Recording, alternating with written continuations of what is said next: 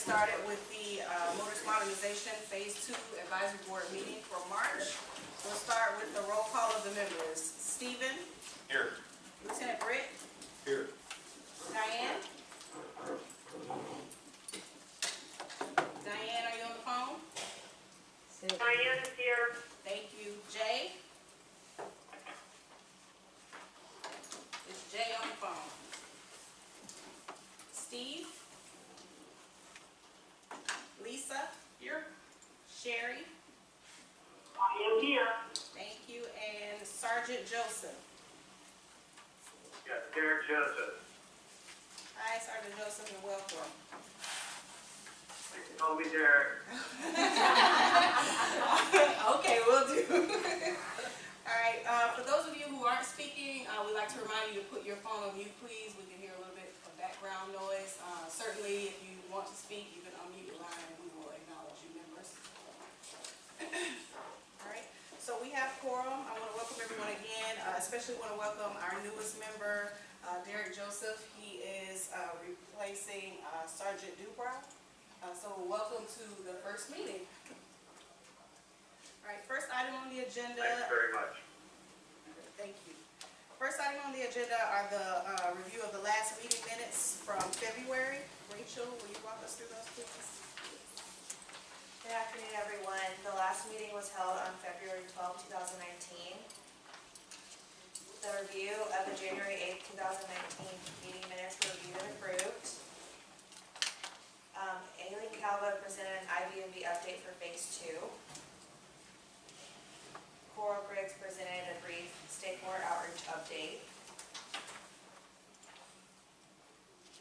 6 portal items were reviewed beginning on page 2 on the policy and decision document for Phase 2, and followed by 3 title items, and that continued on to page 3. Janice Timmons presented a Phase 1 and Phase 2 financial update. Nathan Johnson presented a Phase 2 project update. There was no communications update at the meeting. There were no questions or concerns from any members present or visitors, and the meeting was adjourned at 3:01 p.m. At the bottom of page 4, you can see the items that were handed out in a meeting packet prior to the meeting.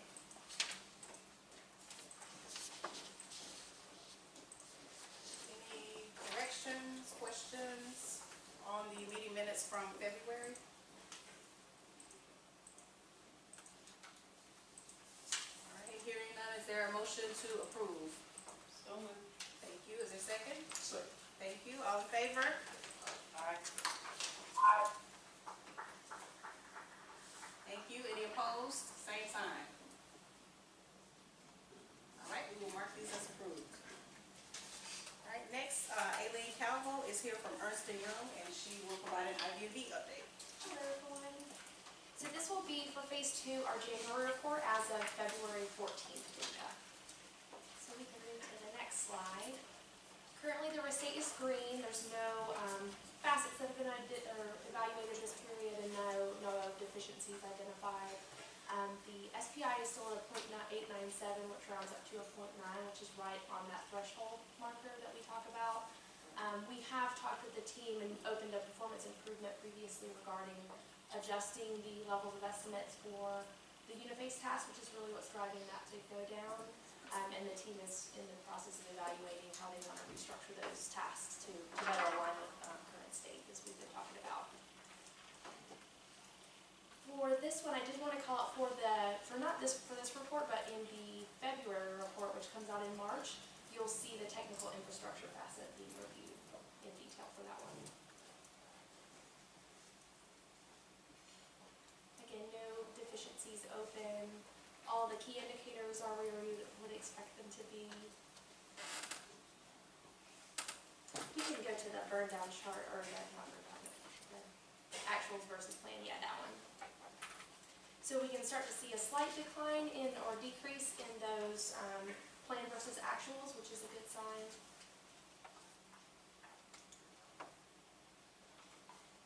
And same there, you'd see that the forecasted days late are decreasing for this month. We can look schedule quality. Again, that's the process improvement that we were just talking about for the interface task that the program team's addressing.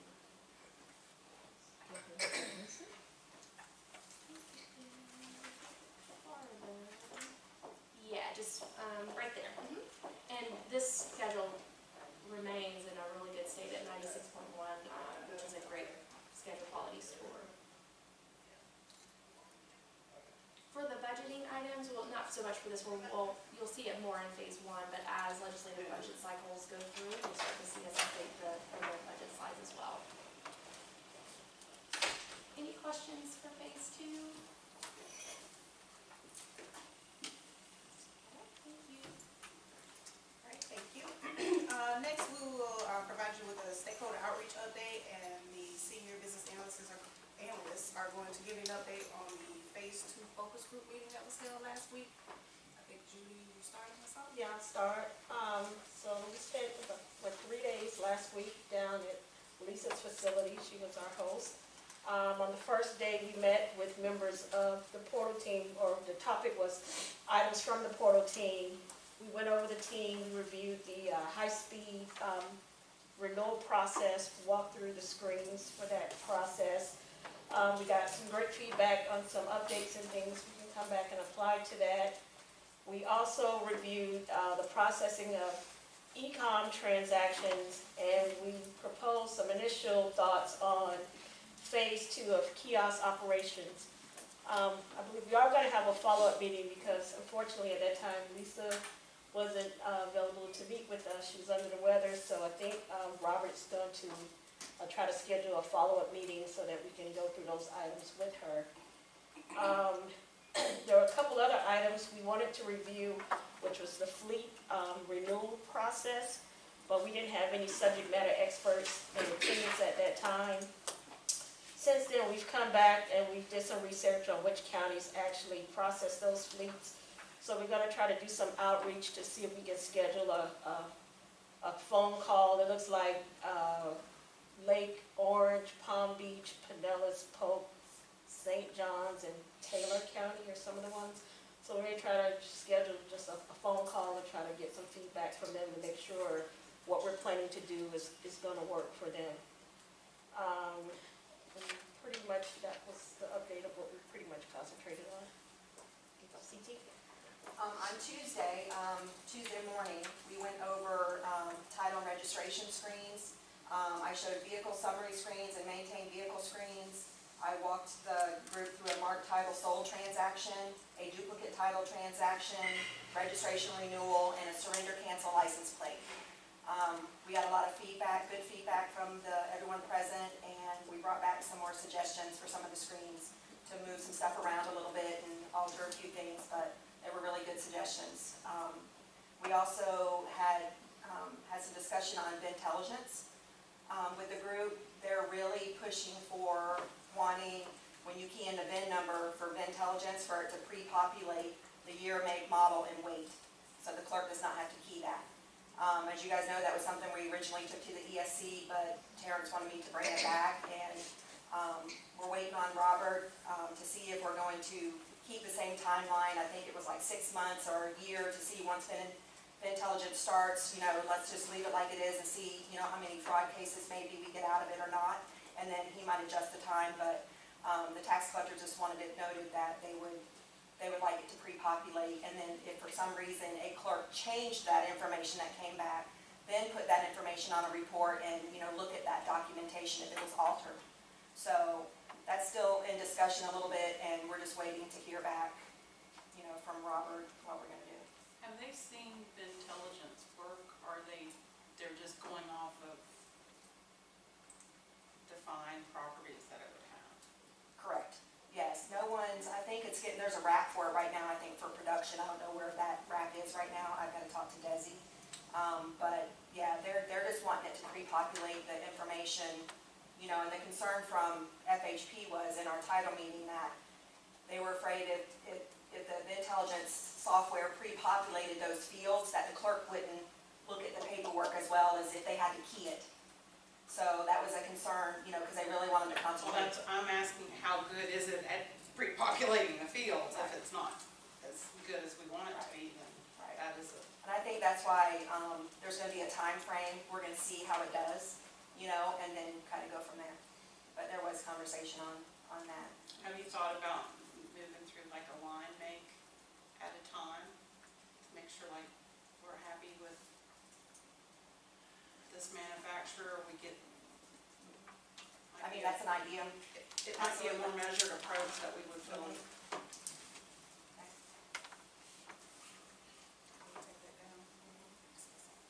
Yes, I'll make note of that. Let me ask you, training aspects, if this pushes forward with that recommendation, what kind of training aspects could we, as a board, be assured that they're going to take place for the clerks to make sure, you know, that the proper documentation is going to be, where it needs to be? I think it definitely would have to, they would have to have some kind of training. We could do it like we do the CDL stuff and make it part of iLearn and make it something that they have to do on a regular basis. If we have, we do that with some of our other items, heavy vehicle use tax. Right. And if you have any ideas or things that you would propose, that we would take that down and share with our OCM group and have them consider. It's an unfortunate aspect that we have to plan for the 1%, not the 99%. Right. And that's where my mind is how do we correct the issue for the 1% as opposed to the 99%? Any questions from the members for CT or Judy at this point before we go to Jessica? Questions from the public? Yeah, I have a question, and in reference to what the lieutenant just said. Considering that, you know, those various versions of software do have some percent of some error rate, what's going to be the error correction process? Because for those agents out in the field who are processing this, that's going to be rework for them. Because it's not going to get it right 100% of the time. I do agree that the clerks are not going to look at it. So what you're going to end up with is a title certificate that does not match the car. And it affects the value of that car. It affects the loan portfolio that lending institutions have. So what's going to be the error process? Right, and I don't know that they have figured that out yet, Carl. I think that's what we have to think about when it does get implemented and we're kind of seeing what happens with it.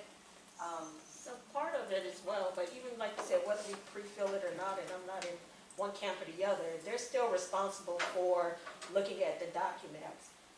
One of the things they are doing in phase 2, just like we did with driver's license, they're going to have well, that's to the customer, but they're going to have the clerk is going to have a preview screen where they can look at what the generated document is going to look like, whether it's the registration certificate or hopefully the title certificate, and compare it to their supporting documents that they create this transaction from. And they're going to be able to look at those and see if all that information is correct. And if they need to correct something, they can correct it right then before finalizing the transaction. So regardless of whether the information is pre-populated, they still, or even if they keyed it in, they could have keyed it in wrong, they still have to do that review, or are supposed to do that review, to make sure the information that they've entered is correct. We've got to have an error rate now, because we're not perfect.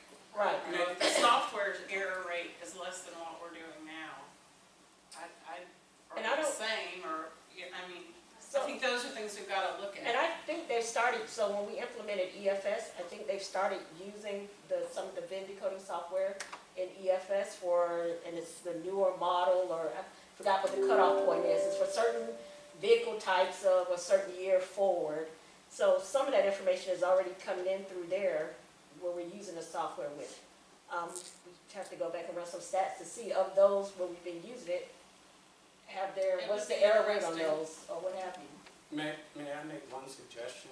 And will the department consider looking at the option of having the clerks enter the data and validate the data against the results of VinEdit? I think you will prevent problems from occurring, and you will also increase the integrity of the data being entered And I think that's, versus trying to save a few keystrokes on the front end and doing a whole bunch of resolution work after the fact. Just a suggestion. and I think we had received that earlier. I don't know where that decision went, but that was one of the options that was presented before, so. Judy, Yes, Judy, this is Terrence. If I remember correctly, the ESC has said that they wanted to move forward, I believe, with implementing whatever the original solution was on the operations side of the house now, and then look at that data from whatever time period, like CP stated originally. So we can take all of these comments back to them in our next meeting and let them know these comments as well. correct. Alright, Jessica. Sure. So on Tuesday, I hijacked the second half of TT's meeting, and I. Go, girl. And I went over correspondence on demand and history for motor vehicles as well as merge for both driver license and, or individuals and businesses. So we had a conversation about correspondence on demand and what the use is out in the field. We were trying to figure out, okay, what's the best use as far as the tax collector offices are concerned, and one of their suggestions was make it more around BOLO type correspondences rather than checklists.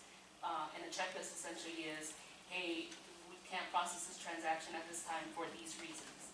And the reason why they suggested that is because a lot of counties, or the bigger counties, have their own checklists that they work out of right now, and that those programs where they generate those checklists also include checklists for other things that they do, like fish and wildlife, or et cetera, whatever other services. So they did suggest that we talk to the smaller counties and see how we can include them, and maybe this would solve a problem for them where they don't have those checklists. So we asked all of the representatives at the meeting to send us samples of what their checklists look like, and then we'll have some follow-up in the near future to see what we can implement. The motor vehicle history and the merge went well. We had a lot of good feedback on that. It seems like there weren't a lot of changes, maybe some minor tweaks to the screens. And then on the third day, Wednesday,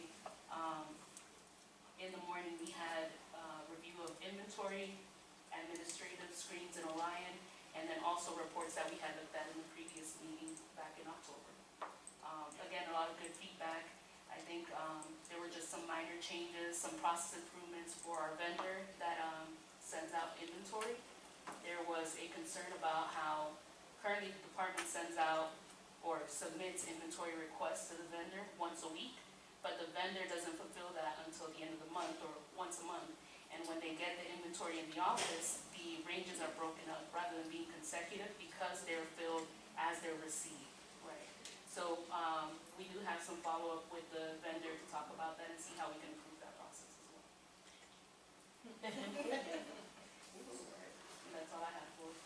Jessica, Yes. Jessica, you may have mentioned this already, but one of the things I wanted to mention was that as a result of whatever we come out with the correspondence issue, that only the counties that use it, those customers will have their letters, their correspondence from those counties available in the portal through our system. If they don't use it, those correspondence will not be available, correct? Yes, that's correct. So going back to correspondence, All right. one of the things we talked about when we were going over the screen is that some of the benefits of being able to do the correspondence from Orion is that anything that gets generated out of Orion will be saved to the customer's record and can be viewed from different offices as well as the customer themselves in the portal. So for those counties that choose not to use the correspondence on demand, the customer may go to another office and say, hey, I got this letter from this tax collector and he told me I needed this. And me as the clerk, I wouldn't be able to look that up. If they lost their letter or if they didn't have it or they couldn't give me more information, I would be kind of clueless as to what was said to the customer because it wasn't generated in Orion. You can collect money on correspondence on demand, right? Mhm. Well, you can insert the amounts that are missing, things like that. Right. So was anyone there that uses it like we do in Brevard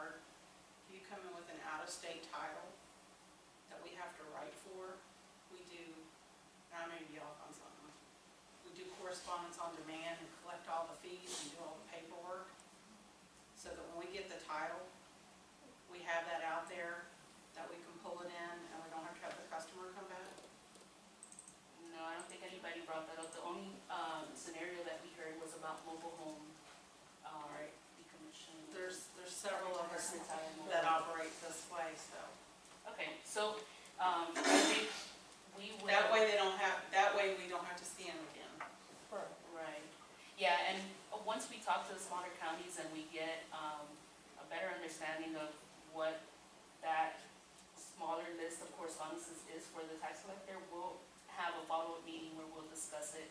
And if you could send me some information around. I do, I have a whole, we do registration only, so that we collect everything on the registration side instead of putting them on a temp tag. So law enforcement has a metal plate to run, like that. And it's not a paper tag, so the customer has what they're gonna need in the end. All we do is the correspondence on demand for the title work, so that when we get the title from the lien holder, we don't call them back in, we process the title, and then marry up the registration only to the title. So we have a whole procedure that I'll send you.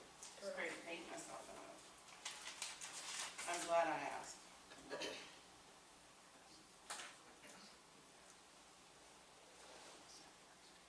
And we did that in Orange County unless they've changed it.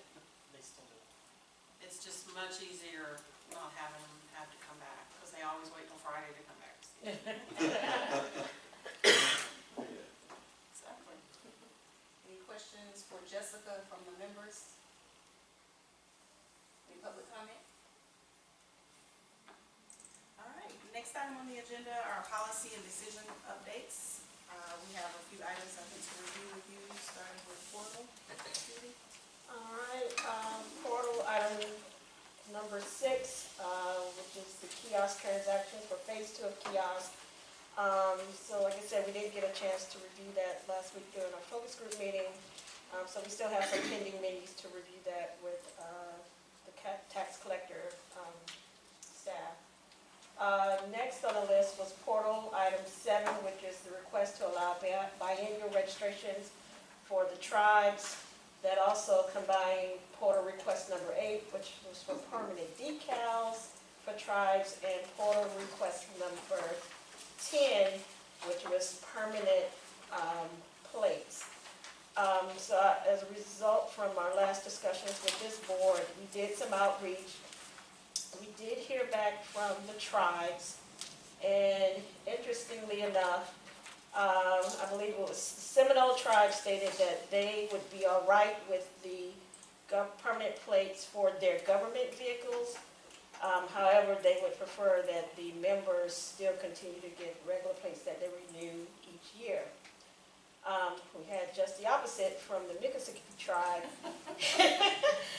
They stated that they would be in favor, after reviewing it with their council, that they would be in favor of the permanent license plates.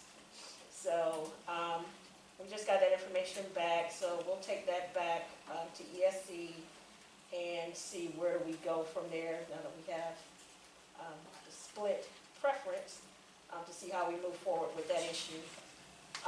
We did have some follow-up on our issue with the, what was it, fleet plates, which was portal item number 9. We did run some stats, and we returned that list over to Robert's team. They did some outreach. And so Roberts came back and they suggested that we do want to enforce the minimum standard that's required to be part of the fleet program upon entry. And at some point during the course of, prior to the renewal period, if the company should fall below, for instance, say the required minimum is 125, if they fall 50 below that number, we would send out some correspondence to them ahead of the renewal period, informing them of that and letting them know the process for converting over to the regular plates, and we would then enforce those new edits at the time of renewal. We did have another follow-up on parking permits, there was a concern there when we ran some stats that there were some companies that had more parking permits than the actual registered number of vehicles. It looks like there was some issue with the stats that were generated, but Robert's team did some outreach as well. And it seems like the stats weren't as skewed as they presented themselves to be. So EDSC and the board approved us adding validation rules to enforce the number of permits allowed based on the number of vehicles owned by the company. So we will add those rules into business rules for parking permits moving forward. Before we move on, number 9, go back to that for just a moment. I have a question with 50 vehicles below the required minimum. Is that based on some study or anything? No, and I put that was just the number he gave in the example, but they're gonna provide some number.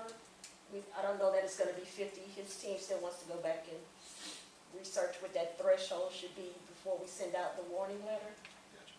But 50 was just an example he gave in his response. So that's not set in stone. Is there a recommendation, or what's your thought? That's a lot. That is a lot, that's Right. almost half. Right. Fleet. Yeah, I look on the next line where it says required minimum, so anything below required minimum, I'm Do saying you- we got a problem, Okay. so We'll make a that's note. just me. Okay. Any questions from the public? Yes, just a quick question. Who's going to be responsible for determining that threshold? Is that something that the DMV is going to do, or is that something that one of the agencies is going to have to do when a customer comes in? The reason I ask that is that my understanding is that one of the issues is that a lot of these fleet owners, they may have multiple companies, or the way that it's recorded in Frivis, and please correct me if I'm wrong on this, but that one entity may be recorded in the system as 3 different kind of people, and that may be one of the reasons that it's not reflecting truly that customer is below the threshold. So whose responsibility is it going to be to combine those records together to actually figure out whether or not they're below the threshold or not? Because that's a significant amount of work. So it depends on how we enforce the edit, which we haven't gotten into grooming it, we just got the decision. So we'll have to make that decision, whether it's a hard error, like when it comes back and we denote that you're not meeting the requirements, do we allow them to override it? Do we make them confirm, yes, I agree? We haven't talked through what that process is gonna be, as to how we enforce it yet, but we want to start making them aware of it. If it's a situation where customers need to be merged or not, and I don't know what the reason would be, but it'd be up to who's ever processing it to do that research to determine whether or not that is the situation. Are they meeting the requirements because the records are split between 3 customer records? And if a merge is not possible, then like I said, there may have to be some way to override and allow it. And maybe we log in or send some notification up to Bio to make them aware of it, that it was done with this exception. But we haven't flushed out what those rules are gonna be yet. This was just the initial decision. Yes. Yeah, comment on that. I know some customers, there's one customer record, but they choose to petition their vehicles into multiple fleets so that they renew them at different times of the year. Yeah, And so are you doing it, question one is, will you be doing it by the fleet, or are you doing it by the customer ownership? it's by So- the ownership, something. So if it's by ownership, if you have multiple fleets, I can have 50 in one and 200 in the other, and I would still qualify for a fleet. Correct. So, Because the fleets are based on the expiration date. You have the heavy trucks or whatever that expire in December, there's some that expire in June, and there's a few, I think, that still have a March expiration date. But yes, it would be based on the owner, the sole customer owner, and whether they have enough qualifying vehicles.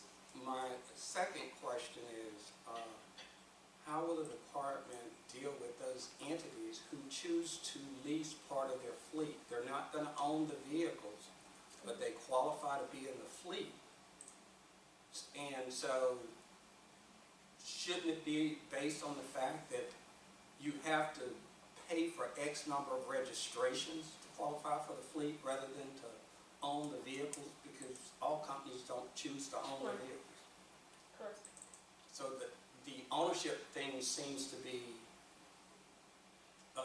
not killed it, it's not gonna work some of Could the be time. registered vehicles, but yeah. So until we get in there and start detailing the business rules, all that'll come out when we're doing Are it. the plates in there now? The plates are, but We should the look at the vehicles are. We can look So and see if it it's should, registered to them. it should be based on, in my opinion, we back up a little bit, it should be based on how many registrations you pay for during a registration period on whether you qualify to be in the fleet program, not how many vehicles you own. And we'll look at what the policy and the procedure says as well. I just don't have it in front of me to know whether it says registered or owned or the statute. But all of those details we'll flush out when we're approving the requirements. And my last question is just, whenever that decision is made, how will interested parties gain access to this information and know what the policy decision is? I mean, ideally, to know in advance before it's implemented, so. Correct. Is there a method in which interested parties can gain access to this information? I think Robert's plan was to do some initial outreach, so they were gonna send out some type of notification for the ones, like we said, even prior to the renewal period, at some point, we talked about doing some outreach to let them know whatever these new procedures or policies gonna be, so that they'll have ample time to make whatever adjustments they need to do to their, prior to us implementing and enforcing these rules. I guess my question a little bit more generally is, some of the interested parties are not fleet participants. They provide services to fleet companies. So how do those interested parties gain access to that information once a policy decision has been made? Terrence, did I hear you, were you gonna say? Judy. Uh-huh. Judy, Yes, we'll take that back to Robert. That's up to motor services to decide. We'll tell Robert of the concern, and we can bring it back to the advisory board later. All right, I'm back on not having enough vehicles. okay. Are you gonna continue to let them have not have the minimum requirement of vehicles? Or are you gonna give, let's say, you look at the renewals this year and they don't have the minimum number of vehicles, and you look at it the year after that and they don't, No. are you gonna throw them off the program at any point? So, yes, they won't be able to, once we implement phase 2 of motor vehicle issuance, we will notify them prior to, and we haven't established how prior, is it 3 months prior to the expiration, that, hey, you've fallen under this threshold and you don't meet the requirements of the program, you need to do something by this date or you will not be able to renew. When they come to renew, if they don't meet the minimums, they won't be able to renew. Okay. But if they have 3 different expiration dates, how are you gonna do that? So we still know how many vehicles they have registered or what they have owned. Right. It's not based on how many are expiring at that particular time. All right, I feel better about that then. So a given date, a uniform date would be better? So for instance, if they have vehicles that are expiring this upcoming June, 3 months prior to June, when we run this job to generate these letters, we're gonna look to see, does this company meet the requirements? It doesn't matter whether they expire in June or expire in December. Do all the total number of vehicles that they own meet the requirements necessary for participating in the program? If they don't, then they'll receive the letter. Is this part of something you're gonna go over on that fleet call? Yes, Can I be on that call? yes. Okay. Because like I said, we didn't have anybody there that could, walk us through. I've never done fleet either, so Yeah, I think they And- might have some more insight into this. correct. And the people we have here only do the work as far as creating the initial fleet, but all the processing and what they face and those type things are all done in the field. And Okay. so we don't have anybody here that had that experience. Yeah, maybe we can just keep this open until we get that feedback from them and. Yeah. Is that all we want? On page 3, Title I, we discussed this last month, and we're just waiting on a legal decision on this. This is where we're looking at the loss and transit title procedure, which also includes the return title stop. The ESC suggested that after the 180 days, that we convert the title over to an electronic title. But this is in legal, and they're researching to see if we're able to do that, and we're waiting to hear back from them. So we've tabled this until we get a legal decision. Title II is input on systematically autofilling the motor vehicle title registration forms. We're also waiting on a legal decision for this. When we talked about it last month with the advisory board, Lieutenant Britt had suggested maybe putting a statement at the bottom of the form, prepared by, and that would at least help law enforcement so they know that, you know, it was typed in the office or prepared by the clerk or whatever, and that would help them as far as their investigation. So this one, we're waiting on a legal opinion on this, and legal's supposed to talk to FHP. I think that might be good too, like, if, on the forms from a dealership too, Right. because with those bonded titles that we've been dealing with, I think it would have been helpful, I know in the issue that I've been involved in, if we had had her as the person who had completed the documents. I agree. So we're waiting to hear back from legal if we can do that, and that will take care of the issue that we had with the time. On the next page, page 4, Title III, this was whether we could use the signature pad for motor vehicle transactions. Currently, it's only used for driver's license transactions, but our title registration team was wanting to see if we could also utilize the signature pad to send stuff for motor vehicle. So we are checking into that. Robert's checking into it with his folks, and we have no final answer on this yet, but we'll update you hopefully next meeting. And when you say swipe to pull a customer's record, you're going to not having an extra. Yeah, for now, it would be a function that could only be used until the mag stripes are completely gone, but, based on how many mag stripes are out there and how long it'll take for the next renewal for them to get the new card without it. You're not putting in any additional equipment or, okay. No, it would be on the SIG pad that are out there already. And Title IV, the last one, we're starting to collect the model of the vehicle in modernization, and we wanted to know where we're going to display this information. Did we want to put a field on the title? Did we want to put it on the 41? Did we want to put it on the 83300 registration form? So the suggestion when we took it to ESC was to check and see what other states do. See where they, put the model out there and discuss with AMVA, check with AMVA, and go from there. So I'll get back with, I'll do some research and get back with the ESC guys once I find out what other states do. That'll help you out. Yeah, I mean, the more information, the better, than anything, it would help the department, tax collector, and us. Law enforcement. Does anyone, visitors, have any comments, or the board? No? Okay.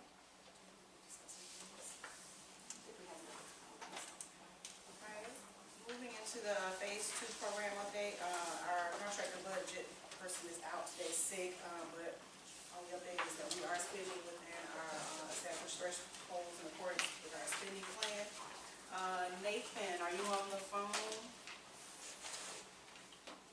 I am, good afternoon. Good afternoon. Nathan, will you give us a phase 2 project update? Sure, so you should have a spotlight report in your packet. All 6 project teams are still working on requirements validation.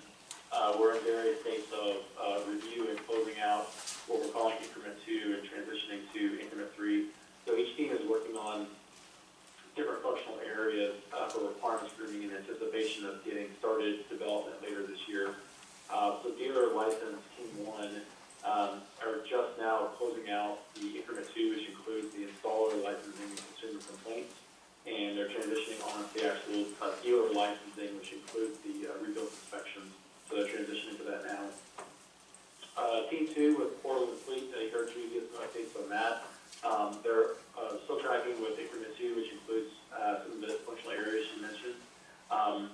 We're tracking slightly behind schedule, but I'm looking to catch up. We may need to, depending on some of the outcomes of some of those decisions about what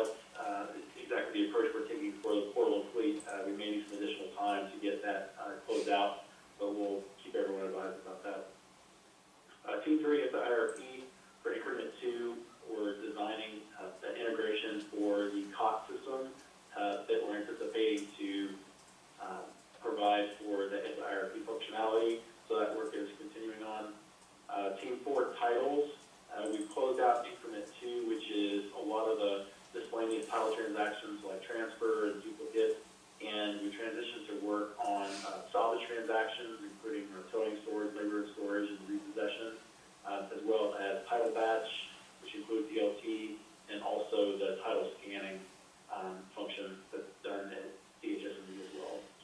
So they're trending behind because they're spending a little extra time now digging into the requirements and some of the fraud issues that are actually happening on the ground now around the labor and storage and towing and storage. So we're looking at adding some additional checks for those. Team 5 registrations is completing their additional registration transactions, and then they'll be transitioning to increment 3, which includes parking permits and beaver tags. And Team 6 is finishing up their increment 2, which includes some of the reports and cashiering and correspondence that Jessica mentioned earlier, and they're transitioning into looking at batch, so the MV data exchange. Any questions about the program updates? All right, and then, last item we have on the agenda, Terrence has mentioned a couple of times that we are, working to establish an industry focus group for phase 2. We have a, kind of a compiled list, but we're in the planning stage, so Coral's gonna tell you about a communication that went out today regarding some feedback that we need for planning. Yes, we're requesting responses to a survey we sent out earlier this morning regarding the focus group. We're trying to plan on the amount of people coming to determine a room size and a location for everybody. We have asked that responses are back to us by next Tuesday so that we can begin that planning. So I believe the 3 of you were on it, and we'll be looking for those responses and then be able to plan it. It will be located in Central Florida. So we still have some TBD as far as logistics, but we kind of need a number for planning a room purposes. Who do I send a request to get on that? I'll put you on. Okay, I'm on it, thank you. I just wanted to confirm that you guys have received an email that we had sent, I think, the end of last week, outlining some of the topics that we wanted to have addressed in that meeting. We did, we're in the process of vetting that internally. Excellent, thank you. All right, any other? I'm sorry, ordinances? Kristen. Could you repeat that? Did he say that there were topics you wanted to discuss, or there were information you wanted to get, or requesting from the modernization? Which is that? I guess, Terrence, this is Andrew. I guess just to clarify, just to make sure that you guys were aware, those were kind of the things that we had concerns about. Whether they're addressed in the advisory board here or in that meeting, either is appropriate. And I think most of those topics we've already discussed with you guys. I don't think there's anything that's a surprise on that list. I just wanted to make sure that you guys were kind of aware that that's where our headspace kind of was. Okay, all right, thank you, Andrew. Thank you. Any other items for business from the members? All right, hearing none, we will adjourn this month's meeting. See you next week. Oh, sorry, Carl. Yes, just one question. It was discussed that there's going to be this fleet meeting between the counties that participate in fleets, and I understand you probably want to keep that meeting small. I think you guys said you were going to go back and have other meetings, and I think Lisa said she wanted to be on the call or whatever associated with that. My question is, one, either how can I get access to the product of that meeting, whether they be minutes or any kind of recording, or participate. I mean, I prefer to just get the output from it rather than sit there and listen to it. But is that possible? Terrence, you can confirm, but will we handle those as Yeah, public records requests? I'll make sure Terry and Robert are aware. I don't have an issue with it, but I don't see an issue with getting publishing the meeting minutes. I'm sure we'll talk about it in the advisory board as well. So,